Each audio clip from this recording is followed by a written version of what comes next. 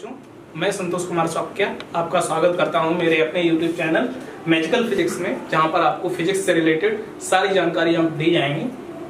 तो आज हम बात करेंगे इलेक्ट्रिक फील्ड, वैद्युत क्षेत्र के बारे में। लास्ट वीडियो में हम लोगों ने देख लिया था कि कूलाम का नियम क्या होता है, दो आवेशों के बीच में वैद्युत बल, लगने वाला वैद्युत बल कितना लगता है, वो चीजें हम लोगों ने देख ली थी। बच्चों, अब हम लोग बात करेंगे कि ये वैद्युत क्षेत्र का कॉन्सेप्ट क्या होता है, वैद्युत क्षेत्र की जरूरत क्यों पड़ी, ये भी जानने की कोशिश करेंगे। तो बच्चों, प्रकृति में हम लोगों को पता है कि दो प्रकार के फोर्स होते हैं, एक होता है कॉन्टैक्ट फोर्स, एक होता है non contact force. Contact force ऐसा होता है जैसे कि हम किसी चीज को धक्का देना चाह रहे हैं, किसी चीज को डिस्प्लेसमेंट कराना चाह रहे हैं। सपोज ये पेन है, ये पेन रखा हुआ है, इस पेन को मैं उठाना चाह रहा हूं, इस पर बल लगाना चाह रहा हूं या इसको खिसकाना चाह रहा हूं, तो मुझे इसको टच करना ही पड़ेगा। एक दूसरा फोर्स होता है बच्चों नॉन कॉन्टैक्टिंग फोर्स, जिसमें हम लोगों को दो बॉडीज के बीच में फोर्स लगाने के लिए उनको टच करने की जरूरत नहीं पड़ती। जैसे कि हमारा ग्रेविटेशनल फोर्स, आम या सेब ऊपर से गिरता है, पृथ्वी की तरफ गिरता है, पृथ्वी उस पर एक आकर्षण बल लगाती है, एक ग्रेविटेशनल फोर्स लगाती है, लेकिन उन दोनों के बीच में कोई कांटेक्ट नहीं होता है। तो इसमें हम लोग देखेंगे बच्चों कि जब दो चीजें, दो बॉडी कांटेक्ट में नहीं होती हैं, फिर भी उनके बीच में फोर्स लगता है, कैसे लगता है। तो आज हम उसकी चर्चा करेंगे। यहाँ पर ये दो आवेश हैं, दो चार्ज हैं हमारे पास, इन दोनों चार्जेस के बीच में एक फोर्स लगता है, फोर्स ऑफ रिपल्सन लगेगा। चूंकि ये दोनों आवेश एक समान है, एक वैद्युत बल लगेगा। तो इनके बीच में बिना कांटेक्ट किए ये कैसे विजुलाइज किया जाए, कैसे इमेजिन किया जाए कि इनके बीच में कोई बल लग रहा है। तो इस कॉन्सेप्ट को माइकल फैराडे ने बताया था कि इनके बीच में एक क्षेत्र काम करता है, जिसको हम लोगों ने नाम दिया वैद्युत क्षेत्र। वो क्षेत्र कैसे काम करता है, इस आवेश से कुछ एरिया, इसके आसपास कुछ एरिया बन जाता है। जैसे ये आवेश है, इसके चारों तरफ इसका प्रभाव क्षेत्र बन जाता है, जिसके प्रभाव में, जिसके क्षेत्र में कोई भी दूसरा आवेश जब भी आता है तो ये उस पर एक बल आरोपित करने लगता है, एक बल लगाने लगता है, जिसको हम लोग वैद्युत बल कहते हैं। तो ये जो क्षेत्र है इसका, जिस क्षेत्र में किसी दूसरे आवेश पर दूसरे आवेश के आने पर बल लगने लगता है, उसी क्षेत्र को हम लोग नाम देते हैं वैद्युत क्षेत्र। सीधे शब्दों में अगर कहा जाए तो किसी आवेश के चारों ओर का वह क्षेत्र जिसमें कोई दूसरा आवेश लाकर रखने पर वह अपने ऊपर आकर्षण अथवा प्रतिकर्षण का बल अनुभव करने लगता है, या किसी भी प्रकार का बल अनुभव करने लगता है, उस क्षेत्र को हम लोग वैद्युत क्षेत्र कहते हैं। अब आकर्षण बल है या प्रतिकर्षण बल है, ये डिपेंड करता है कि जो आने वाला आवेश है वो आवेश इसकी समान प्रकृति का है या फिर विपरीत प्रकृति का है।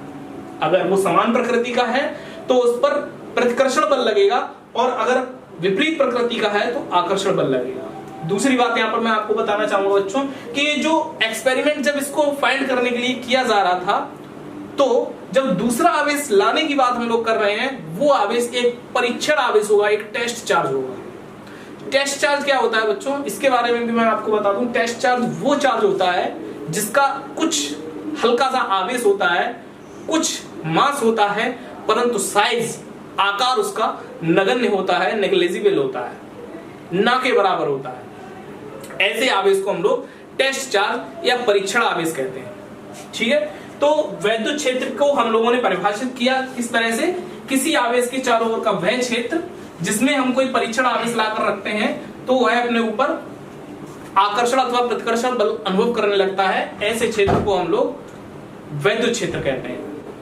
या फिर बच्चों हम इसी बात को एक और तरीके से समझ सकते हैं, इसी सेम चीज को हम लोग बल, कूलाम के नियम के रूप में अगर हम बात करना चाहें तो हम बात कर सकते हैं, इसको E से डिनोट किया जाता है, E, इलेक्ट्रिक फील्ड E। इसको हम लोग कह सकते हैं कि एकांक परीक्षण आवेश को Q0 से डिनोट करेंगे। एकांक परीक्षण आवेश पर लगने वाला वैद्युत बल वैद्युत क्षेत्र कहलाता है। मतलब जो आवेश, जो परीक्षण आवेश हम लेके आ रहे थे, अगर हम उसको एकांक कर दें तो उसके द्वारा जो लगाने वाला बल होगा वो वैद्युत क्षेत्र कहलाएगा। अब एकांक क्या होता है, इस एकांक वर्ड को समझने के लिए हम बात करें तो एकांक क्या होता है, यूनिट क्या होता है, यूनिट चार्ज होता है एक वह चार्ज जिसका मान 1 कूलाम हो जाए, उसको हम लोग बोलते हैं यूनिट चार्ज या फिर एकांक आवेश। तो एकांक आवेश पर लगने वाला बल वैद्युत बल कहलाता है। तो अब जैसे हम इलेक्ट्रिक फील्ड फाइंड करने से हम लोगों को फायदे क्या होते हैं, ये भी अगर हम लोग बात करना चाहें तो वैद्युत बल जब हम लोग प्राप्त करते हैं तो जब हम एकांक किसी आवेश का, जिस आवेश को लाया गया है उस आवेश का जब डिवाइड कर देते हैं तो हमको मिल जाता है इलेक्ट्रिक फील्ड।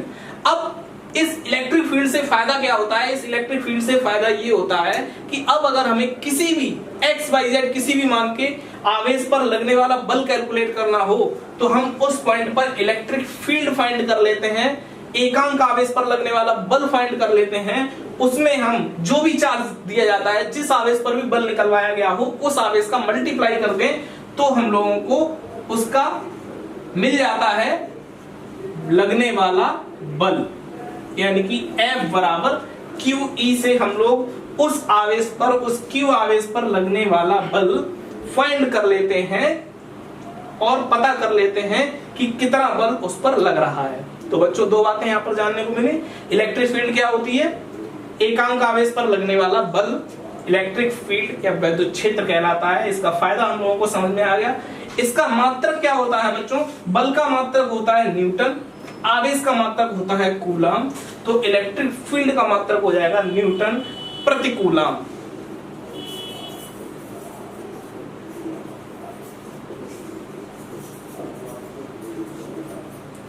न्यूटन प्रति कूलाम। इसकी अगर विमा की बात की जाए तो न्यूटन की विमा होती है mLt-2 और कूलाम की विमा होती है A×T। तो हमारे पास E की विमा निकल के आ जाएगी mLt-3A-1।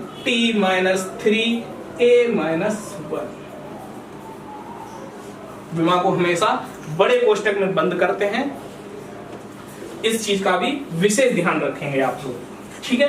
तो ये हमारी हो जाता है वैद्युत क्षेत्र। अब इस वैद्युत क्षेत्र की कुछ विशेषताएं होती हैं। कुछ वैद्युत क्षेत्र हम लोग पता कैसे करते हैं कि ये वैद्युत क्षेत्र है, या यहाँ पर वैद्युत क्षेत्र इतना है, यहाँ पर वैद्युत क्षेत्र इतना है। इस चीज के बारे में जानकारी हमको देने के लिए एक नया टर्म बनाया गया है, वैद्युत बल रेखाएं। तो हम अब बात करेंगे वैद्युत बल रेखाएं। तो वैद्युत बल रेखाओं पर आगे बढ़ने से पहले अगर हम लोग बात करें कि अगर दो आवेश हैं, एक आवेश हमको दिया गया है, यहाँ पर कोई भी आवेश एक दे रखा है, सपोज Q आवेश दे रखा है या फिर Q1 आवेश दे रखा है, कोई भी आवेश Q ही मान लेते हैं अगर हम लोग। तो इस आवेश पर अगर हम बात करें कि कुछ दूरी r डिस्टेंस पर कोई एक पॉइंट ले लिया जाए P, तो इस पॉइंट पर इस आवेश के कारण कितना इलेक्ट्रिक फील्ड होगा। इलेक्ट्रिक फील्ड का मतलब बच्चों क्या है, इलेक्ट्रिक फील्ड का मतलब सिंपली ये है कि अगर हम उस पॉइंट पर, उस दिए गए बिंदु पर कोई दूसरा आवेश लाकर रखें तो उस आवेश पर, अगर वो परीक्षण आवेश लाकर रखें तो उस परीक्षण आवेश पर ये आवेश कितना बल लगाएगा, ये हमको बताता है वैद्युत क्षेत्र। तो इन वैद्युत बल रेखाओं के कुछ गुण जो बताए गए हैं, उन गुणों में से पहला गुण है कि ये वैद्युत बल रेखाएं हमेशा धन आवेश से चलती हैं, धन आवेश से चलती हैं या निकलती हैं, तथा ऋण आवेश पर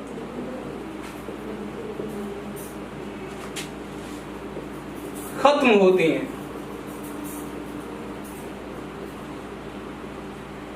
ये पहला नियम है कि ये अभी हम लोगों ने जैसे कि डायग्राम के थ्रू देखा था कि ये वैद्युत बल रेखाएं हमेशा प्लस आवेश से निकलेंगी तथा निगेटिव आवेश पर खत्म हो जाएंगी, अपना अस्तित्व समाप्त कर देंगी। क्योंकि ये बहुत कम लाइंस में ड्रॉ कर रहा हूं, ऐसी कई सारी लाइंस होंगी, ये बहुत कुछ लाइंस हैं एग्जाम्पल के तौर पर, बाकी बहुत सारी लाइंस होने वाली हैं। दूसरे पॉइंट की अगर हम लोग बात करें तो दूसरे पॉइंट में दूसरा इनका गुण है इन बल रेखाओं का कि ये हमेशा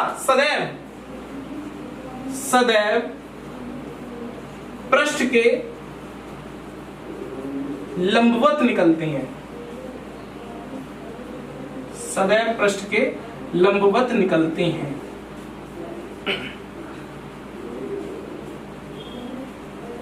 अब लंबवत क्यों निकलती हैं, इसका भी रीजन है, उसको भी हम बात करेंगे। लंबवत निकलने का मतलब है कि अगर कोई सरफेस है उसके हमेशा परपेंडिकुलर लंबवत ही निकलेंगी। जैसे कि सपोज हम लोग बात देखते हैं हमारे मोबाइल्स में भी एंटीना होता है, एंटीना वो भी एक जो टावर होता है उससे भी इलेक्ट्रिक फील्ड ऑफ लाइन्स ही निकलती हैं। जैसे एंटीना होता है या फिर कोई कई सारे एंटीना हमारे गाड़ियों पे एंटीना लगे होते हैं, तो उन एंटीना से हमेशा परपेंडिकुलर ही लाइन्स या इलेक्ट्रिक फील्ड जो होता है वो परपेंडिकुलर ही निकलता है। तो ये जो वैद्युत बल रेखाएं होती हैं वो जो भी आवेश हमको दिया गया है, जो भी सोर्स दिया गया है, उस सोर्स के हमेशा लंबवत निकले ही। अगर लंबवत ना निकलनी तो क्या होगा, तो उसका भी रीजन हम लोग अगर देख लें, तो अगर हम लोग एक स्फेरिकल बॉल लें जिस पर आवेश डिस्ट्रीब्यूट किया गया हो, अगर ये आवेश इससे वैद्युत बल रेखाएं लंबवत ना निकले, पैरेलल निकले या किसी एंगल पर निकले, तो क्या होगा, यहां से सपोज मान लीजिए ऐसे कोई बल रेखा निकलती है और ये बल रेखा जब निकलेगी इस प्रकार से, तो ये अपने पास वाले चार्ज को भी इफेक्ट करेगी, उस पर भी फोर्स कराएगी, जिसकी वजह से ये आवेश भी मूव करने लगेगा। और आवेश के मूवमेंट से क्या आता है बच्चों, करंट आता है। तो हम लोगों को यहाँ पर एक विद्युत धारा मिलने लगेगी। इसका मतलब ये बच्चों, अगर तीसरी प्रॉपर्टी की अगर हम इसकी बात करें, तो इसकी तीसरी प्रॉपर्टी ये होती है कि ये बल रेखाएं कभी भी एक दूसरे को नहीं काटती।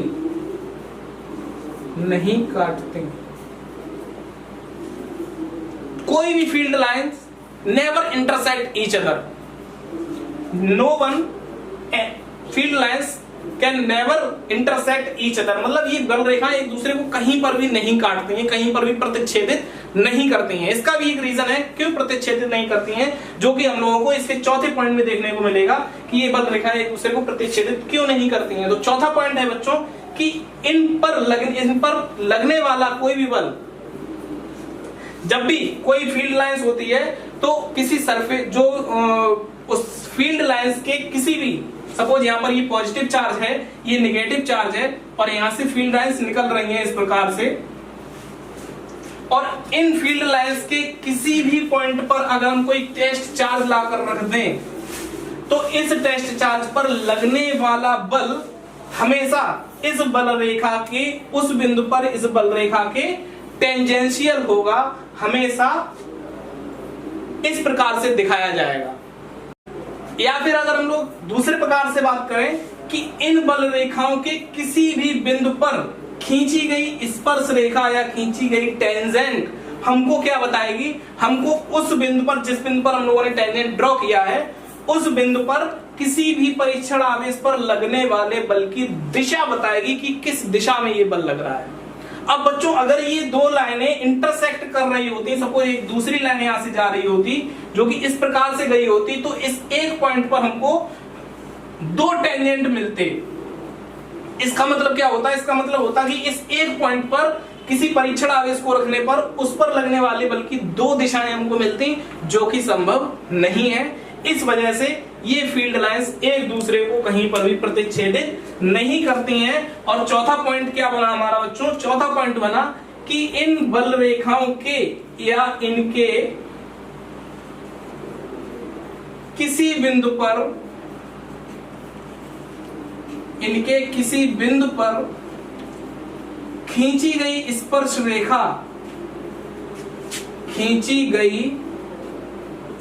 रेखा, टेंजेंट उस बिंदु पर रखे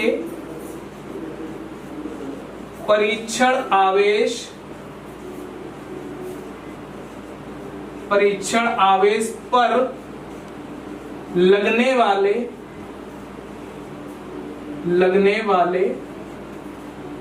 बल की दिशा को बताता है या बताती है।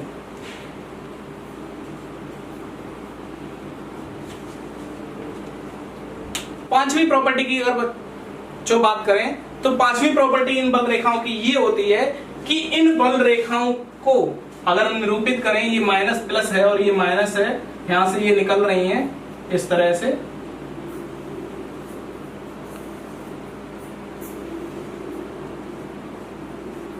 तो पांचवी प्रॉपर्टी हमको ये बताती है कि जिन बिंदुओं पर ये बल रेखाएं पास पास होती हैं उन बिंदुओं पर वैद्युत क्षेत्र की तीव्रता या इंटेंसिटी ऑफ इलेक्ट्रिक फील्ड की अगर हम बात करें तो वो मैक्सिमम होती है।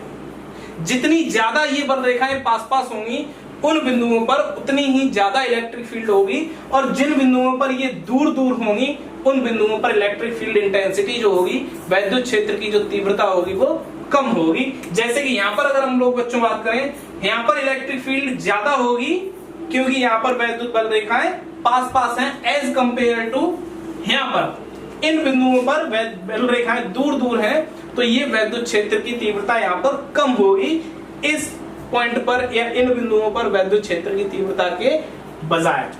छठे पॉइंट की अगर हम बात करें तो छठा पॉइंट ये होता है कि ये बल रेखाएं अपनी लंबाई के प्रति, ये बल रेखाएं अपनी लंबाई के प्रति सिकुड़ फैलने का प्रयास करती हैं, जिससे कि दो विपरीत आवेशों में आकर्षण बल का अनुभव होता है। अगर हम इन लाइंस को इस तरह से खींचें तो ये दोनों आवेश क्या होंगे, पास पास आएंगे, एक दूसरे के करीब आएंगे, यानी कि इन दोनों आवेशों में आकर्षण होगा। तो ये वैद्युत क्षेत्र हमको बता देता है। तो इस आवेश, सिंगल आवेश के कारण, एक बिंदु आवेश, एक पॉइंट चार्ज के कारण अगर हम यहाँ पर बात करें कि कितना वैद्युत क्षेत्र होगा, तो उसको कैलकुलेट करने के लिए क्या करेंगे हम लोग, हम एक परीक्षण आवेश यहाँ पर लाकर रख देंगे और उस परीक्षण आवेश पर लगने वाला बल निकाल लेंगे। तो इस परीक्षण आवेश पर लगने वाला बल क्या होगा बच्चों, F = 1/4 पाई एप्सिलॉन नॉट, दोनों आवेशों का गुणनफल Q0 अपॉन उनके बीच की दूरी का वर्ग। तो ये बच्चों हो जाएगा इस आवेश के कारण इस परीक्षण आवेश पर लगने वाला बल। और अभी हम लोगों ने पढ़ा था कि वैद्युत क्षेत्र क्या होता है, एकांक परीक्षण आवेश पर लगने वाला बल। तो इस वैद्युत क्षेत्र की परिभाषा से हम लोग कर देंगे F/Q0। सो E का फार्मूला आ जाएगा 1/4 pi epsilon not Q0 upon R² upon Q0। और ये Q0 से Q0 अगर हम काट देंगे तो हमारे पास नेट फार्मूला बन जाएगा 1/4 pi epsilon not Q upon R²। और यही हमारा वैद्युत क्षेत्र का नेट फार्मूला होगा किसी भी बिंदु आवेश के कारण किसी दिए गए बिंदु पर जो कि उससे R दूरी पर है उस पर लगने वाला वैद्युत क्षेत्र, या उस बिंदु पर कितना वैद्युत क्षेत्र होगा, इस फार्मूले से हम लोग कैलकुलेट कर सकते हैं। तो वैद्युत क्षेत्र के बाद हम लोग बात करेंगे वैद्युत बल रेखाएं।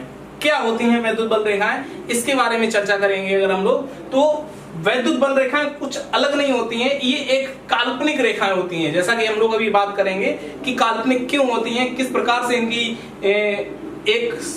किस प्रकार से इनको सोचा गया है और क्यों इनका एग्जिस्टेंस हमारे बीच में आई। तो हम लोग बात करेंगे कि इलेक्ट्रिक फील्ड, अभी हम लोगों ने देखा था, ये अगर आवेश है हमारे पास तो इसके चारों ओर एक इलेक्ट्रिक फील्ड होगा। वो इलेक्ट्रिक फील्ड इस प्रकार से होगा कि इसमें किसी भी बिंदु के किसी भी अन्य एक्स्ट्रा आवेश के आने पर वो उस पर बल लगाएगा। तो जो बल लगाएगा, सपोज वो परीक्षण आवेश अगर हम इसके पास लाके रखते हैं, तो उस आवेश का जो पाथ होने वाला होगा, जो रास्ता वो तय करता हुआ दूर, इससे क्योंकि प्रतिकर्षण होगा इसके कारण, तो जो रास्ता वो तय करेगा प्रतिकर्षण के कारण, उसी रास्ते को हम लोग एक डॉटेड लाइंस के थ्रू डिनोट करेंगे, जिसको हम एक लाइन के डॉटेड लाइन बना देंगे, जिसको हम लोग रेखा बोलेंगे, जिसका नाम हम लोगों ने दे दिया वैद्युत बल रेखा। चूंकि अलग अलग डायरेक्शन पर रखने पर अगर हमने यहाँ पर आवेश रखा तो ये सीधा यहाँ से मूव करता हुआ चला जाएगा, यहाँ पर रखा तो ये इस तरह से मूव करता हुआ चला जाएगा, यहाँ पर रखा तो ये इस तरफ मूव करता हुआ आगे चलता चला जाएगा और इससे प्रतिकर्षित होता चला जाएगा।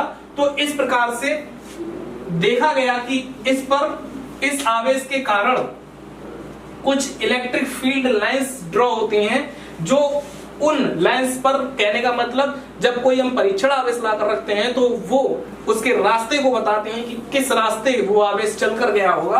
तो सपोज ये प्लस आवेश है, ये माइनस आवेश है, तो कोई ये जो इलेक्ट्रिक फील्ड लाइंस होती हैं वो कुछ इस प्रकार से हम लोगों को देखने को मिलती हैं।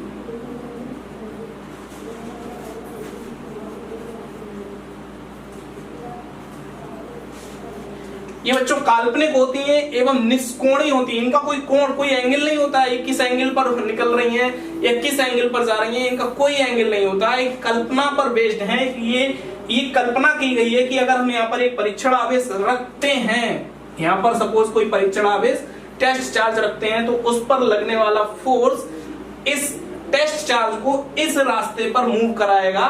कब? जब हम यहाँ पर एक पॉजिटिव चार्ज और यहाँ पर एक नेगेटिव चार्ज रख देते हैं तब। तो बच्चों यहाँ पर हम लोग बात करेंगे कि अब इन जो इलेक्ट्रिक फील्ड लाइंस हैं इनकी भी कुछ प्रॉपर्टीज होते हैं, कुछ गुण देखे गए हैं, उन गुणों के बारे में चर्चा करेंगे। तो जैसे ही इसको हम अगर ड्रॉ करें कि ये पैरेलल या किसी एंगल पर विद्युत बल रेखा निकलती है, तो ये अपने पड़ोस वाले चार्ज को इफेक्ट करेगी, उसको मूवमेंट करा देगी, और चार्ज के मूवमेंट से क्या आता है बच्चों? इलेक्ट्रिक करंट आता है, विद्युत धारा उत्पन्न होती है। इसका मतलब जब भी हम किसी कंडक्टर को हाथ लगाएंगे, किसी भी हम चालक को हाथ लगाएंगे, तो हमें उससे करंट लगेगा, जबकि ऐसा नहीं होता है। अर्थात ये सिद्ध होता है कि यहाँ से जो इलेक्ट्रिक फील्ड ऑफ लाइंस निकलती हैं वो हमेशा ऑलवेज परपेंडिकुलर निकलती हैं। तो ये हो गया इसका सेकंड गुण, दूसरी प्रॉपर्टी। और आखिरी पॉइंट ये कहता है कि ये जो बल रेखाएं होती हैं वो अपनी लंबाई के लंबवत दिशा में सिकुड़ने का प्रयास करती हैं, जिससे कि दो सेम चार्ज में प्रतिकर्षण का अनुभव होता है। ये क्या होती है? इस तरह से यहां से वैद्युत बल रेखा निकलेगी और यहां से भी वैद्युत बल रेखा निकलेगी, और यहां पर ये वैद्युत बल रेखाएं क्या होंगी? प्रतिकर्षित हो जाएंगी और इस तरह से अपने आप को मोल्ड कर लेंगी, फैल जाएंगी, प्रतिकर्षित होते हुए इस तरह से बाहर निकल जाएंगी। तो ये 7 प्रॉपर्टी हैं, 7 गुण हैं वैद्युत बल रेखाओं के। आगे की वीडियो में हम बच्चों इससे आगे की बात करेंगे। उम्मीद करते हैं इस लेक्चर में आपको अच्छे से समझ में आया होगा, और अगर आपको ये वीडियो अच्छा लगा तो आप इसको लाइक कीजिए, सब्सक्राइब कीजिए तथा ज्यादा से ज्यादा बच्चों के साथ शेयर कीजिए, जिससे कि लॉकडाउन के दिनों में सभी बच्चे अपनी पढ़ाई घर पर रहकर सुचारू रूप से जारी रख सकें। धन्यवाद।